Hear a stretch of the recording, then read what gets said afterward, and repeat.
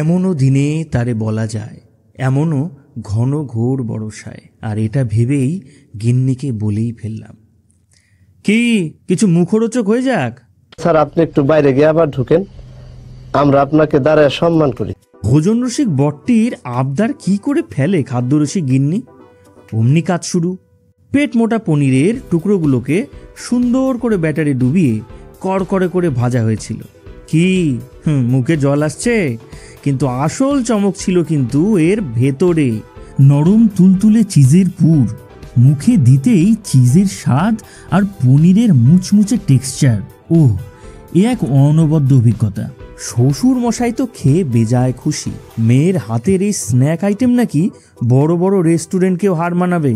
তো বন্ধুরা, এই চিজ পনির পকোড়া এমনই এক বৃষ্টির দিনে ট্রাই করতে ভুলো না কিন্তু। ভিডিওটি ভালো লাগলে অবশ্যই একটা লাইক এবং শেয়ার করতে ভুলো না।